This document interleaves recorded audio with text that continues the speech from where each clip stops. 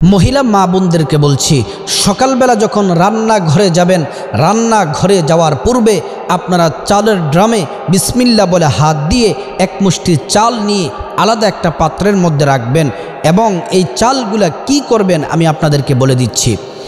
আল্লাহর রাসূল সাল্লাল্লাহু আলাইহি ওয়াসাল্লাম বলছেন, যে ঘরে আমার সুন্নত জিন্দা থাকে, আমার সুন্নত জারি থাকে, চালু থাকে, ওই ঘরের মধ্যে আল্লাহ রাব্বুল আলামিন রহমত বরকত নাজিল করেন। চালের সাথে নবীর সুন্নাতের সম্পর্ক কি?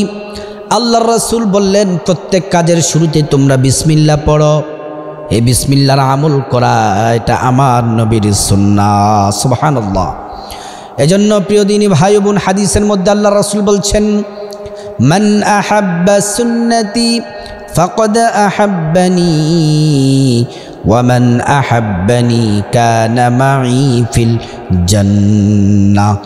আল্লাহর রাসূল বললেন, যারা আমার সুন্নাতকে ভালোবাসে তারা আমি নবীকে ভালোবাসলো, যারা আমি নবীকে ভালোবাসলো তাদেরকে নিয়ে আমি জান্নাতে যাব। সুবহানাল্লাহ।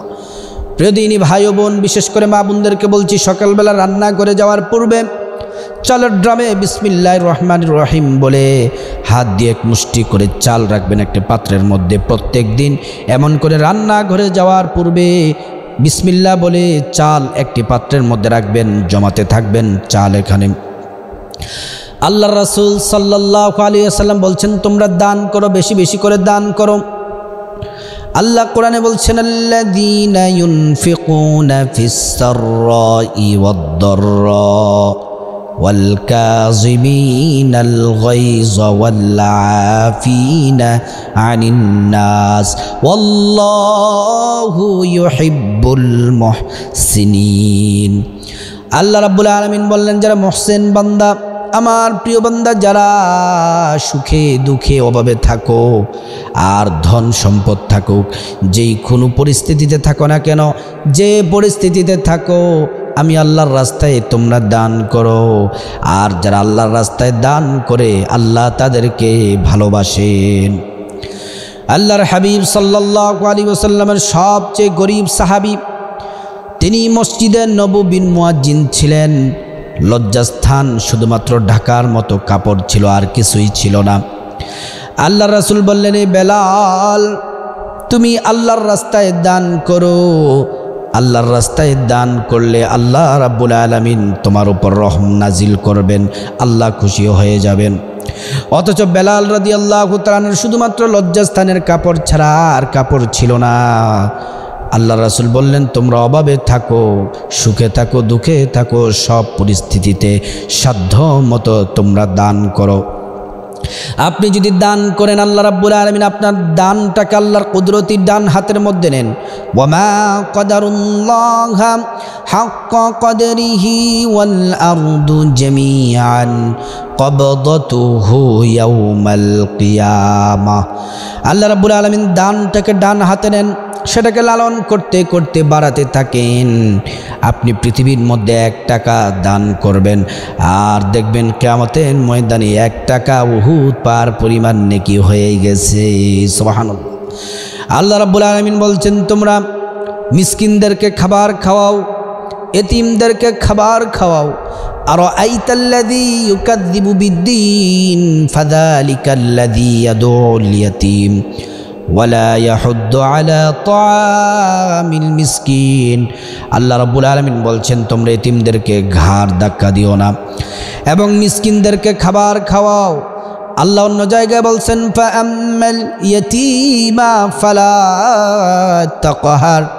তোমরা এতিমদের ঘাড় ধাক্কা দিও না, খারাপ আচরণ করো না, তাদের সাথে সুন্দর আচরণ করো। এতিমদেরকে খাবার খাওয়ানোর কথা বলেছেন, মিসকিনদেরকে খাবার খাওয়ালে আল্লাহ তাআলা খুশি হয়। আল্লাহ রাব্বুল আলামিন কোরআনের অন্য জায়গা বলছেন, মান যাল্লাযী ইউকরিদুল্লাহা করদান হাসানা। তোমরা আমাকে কর্জে হাসানা দাও। আল্লাহ রাব্বুল আলামিন ঋণ চান মানুষদের কাছ থেকে। এই ঋণ নিয়ে আল্লাহ কি করবেন? ঋণ মানে আপনি গরিব মিসকিনদেরকে দান করবেন, এটাই হচ্ছে আল্লাহ তাআলা ঋণ নেন। আল্লাহ তাআলার পরিপূর্ণ সওয়াব আপনাদের আমল নামার মধ্যে দিয়ে দিবেন। আল্লাহ রাসূল সাল্লাল্লাহু আলাইহি ওয়াসাল্লাম নিজে এতিম ছিলেন। জন্মের আগে মা হারালেন, জন্মের আগে বাবা হারালেন, জন্মের পরে 6 বছর বয়সে মা হারালেন। আল্লাহ রাসূল সাল্লাল্লাহু আলাইহি ওয়াসাল্লাম এতিমদের কষ্ট খুব বুঝতেন, এতিমদেরকে ভালোবাসতেন। এতিমরা কতটা কষ্ট থাকে, মা ছাড়া বাবা ছাড়া কতটা কষ্টে লালন পালন হয়, আল্লাহ রাসূল সাল্লাল্লাহু আলাইহি ওয়াসাল্লাম নিজে বুঝতেন আর কাঁদতেন। এজন্য প্রিয় দিনী ভাই ও বোন, এতিমদের সাথে আমরা ভালো ব্যবহার করতে হবে, মিসকিনদের সাথে ভালো ব্যবহার করতে হবে। আল্লাহ রাসূল যখন মক্কা থেকে মদিনায় হিজরত করে মদিনায় গেলেন, মদিনাতে যাওয়ার পরে জায়গা নির্ধারণ করা হলো, যেই জায়গার মধ্যে মসজিদে নববী নির্মাণ করবেন। জায়গার মালিক ছিলেন 2 জন এতিম বাচ্চা। এতিম বাচ্চাগুলো দৌড়াইয়া আইসা ডাক দিয়ে বলে, ইয়া রাসূলুল্লাহ, এই জায়গা এমনিতেই দিয়ে দিলাম, আপনি এখানে মসজিদ করুন। আল্লাহ রাসূল বললেন, না না, এমনিতেই মসজিদ করা হবে না। এই জায়গার মূল্য নির্ধারণ করা হলো। মূল্যের প্রত্যেকটা টাকা, প্রত্যেকটা দিনার দিরহাম সঠিকভাবে এতিমদেরকে বুঝিয়ে দেওয়ার পর তারপরে আল্লাহর রাসূল এই জায়গার মধ্যে মসজিদ নির্মাণ করলেন। আপনারা প্রত্যেক দিন সকালবেলা ঘুম থেকে উঠে রান্না করে যাওয়ার পূর্বে মা বোনদেরকে বলছি, ও মা বোনেরা শোনেন, চালের ড্রাম থেকে 1 মুষ্টি চাল নিয়ে প্রত্যেক দিন যখন জমাবেন, চালগুলো অনেক বেশি হয়ে যাবে।